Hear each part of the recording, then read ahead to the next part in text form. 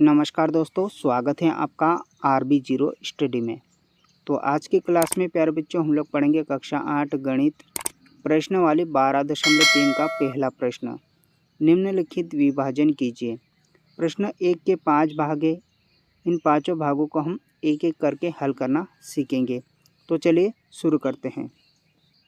इसका पहला भाग है प्यारे बच्चों 28x4 भागित 56x। तो चलिए यहाँ पर लिखेंगे हल।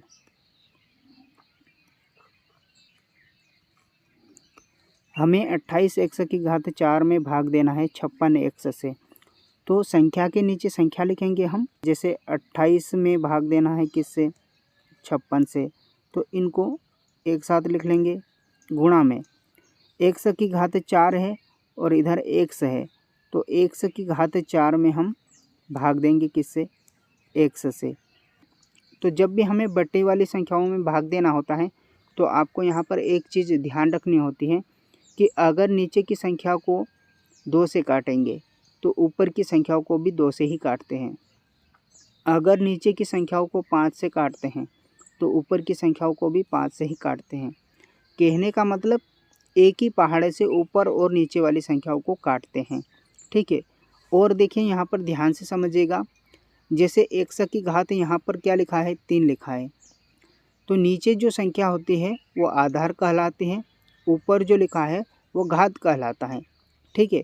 नीचे की संख्या आधार कहलाते हैं, ऊपर क्या कहलाता है? घात कहलाता है।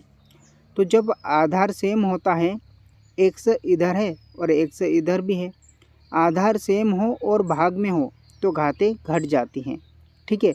जैसे x की घात m भागित x की घात n है। आधार सेम हो और भाग में हो तो घातें घट जाएगी, यानी कि x की घात m माइनस n हो जाएगा।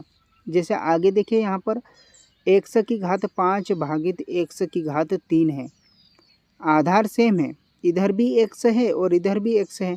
आधार सेम है और भाग में है तो ये घातें घट जाएगी, यानी कि x की घात 5 माइनस 2 हो जाएगा। x की घात 5 माइनस 3 आएगा। ठीक है। यहाँ पर गलती से लिखा गया है 2, पर x की घात 2 बचेगा। 5 में से 3 चले जाएगा तो 2 बचेगा। यहाँ पर गलती से लिखा गया है, ये नहीं है। x की घात क्या आएगा?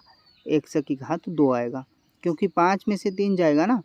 5 में से 3 जाएगा तो x की घात 2 बचेगा। ठीक है। तो ये चीज़ें यहाँ पर भी लागू होती हैं। अगर संख्या का हम संख्या में भाग देंगे तो अगर नीचे 2 से काटेंगे तो ऊपर भी 2 के पहाड़े से ही काटते हैं। ठीक है। कहने का मतलब एक ही पहाड़े से काटते हैं। तो चलिए काटते हैं। यहाँ पर तो आसान है।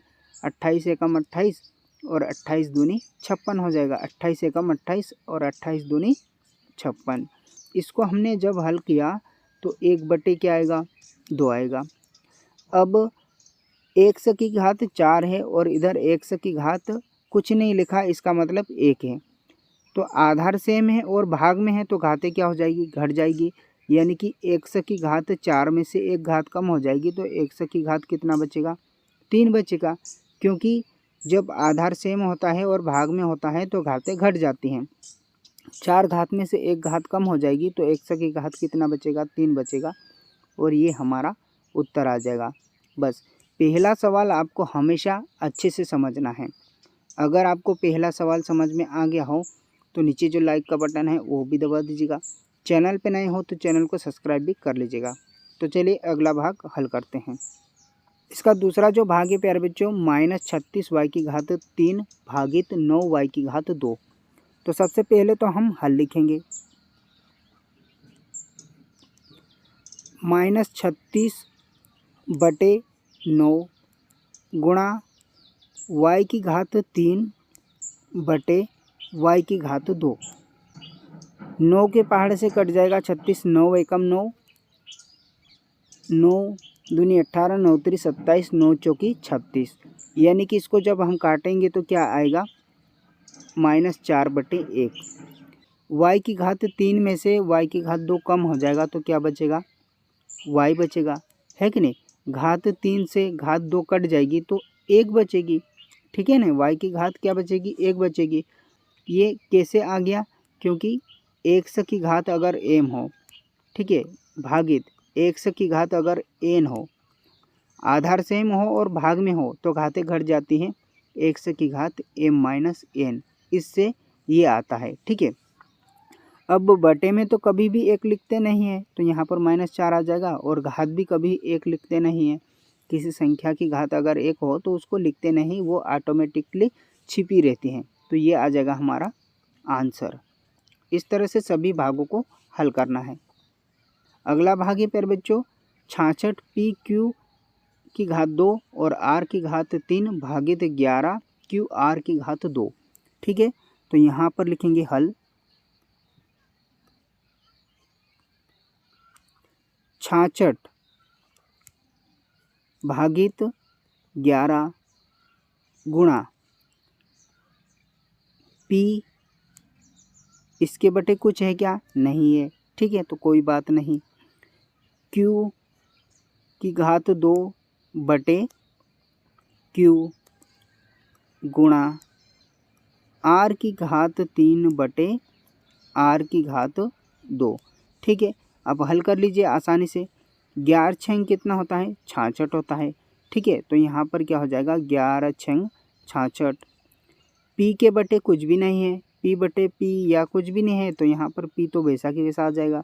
ठीक है, Q की घात 2 से एक घात कम हो जाएगी, तो यहाँ पर क्या बचेगा? Q बचेगा। R की घात 3 में से R की घात 2 कम हो जाएगा, तो यहाँ पर क्या बचेगा? R बचेगा, है ना? क्या बचेगा? एक घात कम, 2 घात कम हो जाएगी तो 1 बचेगा, R की घात 1 बचेगा, तो 1 तो कभी भी लिखते नहीं हम, तो ये तो हमारा उत्तर आ जाएगा। लेकिन ये ऐसा क्यों कर सकते हैं हम?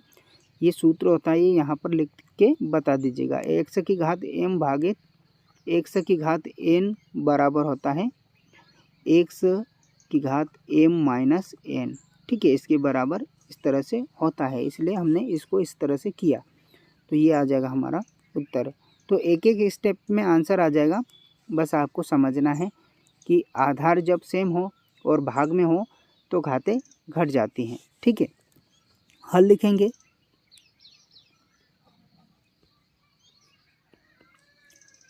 34 बटे 51 गुणा x की घात 3 बटे x, क्योंकि इधर x है ना प्यारे बच्चों, इधर x है और इधर क्या है? x की घात 3 है।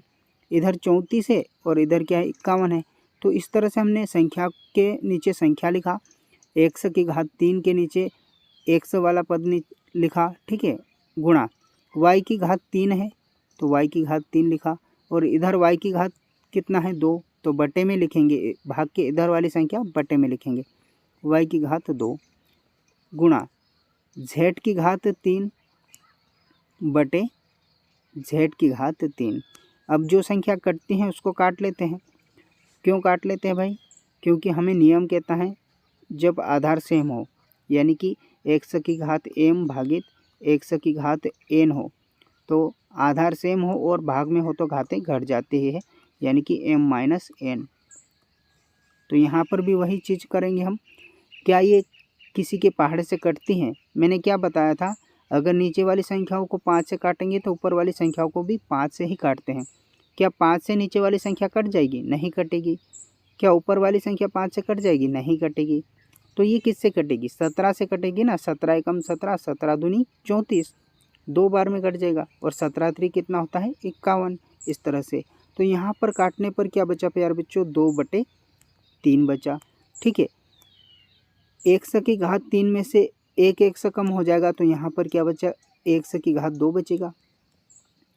y की घात 3 में से y की घात 2 कम हो जाएगा, तो यहाँ पर क्या बचेगा? y बचेगा। y की घात 1 बचेगा, मतलब y बचेगा। ठीक है, और आगे देखिए z की घात 3 से z की घात 3 कट जाएगा, पूरा की पूरा कट जाएगा, है ना। z की घात 3 में से z की घात 3 कट जाएगा, तो क्या बचेगा? यहाँ पर कुछ नहीं बचेगा। ठीक है, तो उत्तर क्या आ जाएगा हमारा? 2/3 x की घात 2 y, ये आ जाएगा हमारा उत्तर। तो इस तरह से हमने चौथे भाग को भी हल किया। अगला भाग देखिए। अगला भाग 12 a की घात 8 b की घात 8 भागित कोष्टक -6 a की घात 4 और b की घात 4। ठीक है, तो यहाँ पर लिखेंगे हल। 12 और 12 के बटे में क्या लिखेंगे प्यारे बच्चों, -6 लिखेंगे, है ना। क्या लिखेंगे, -6 गुणा a की घात 8 में भाग देना है a की घात 6 से,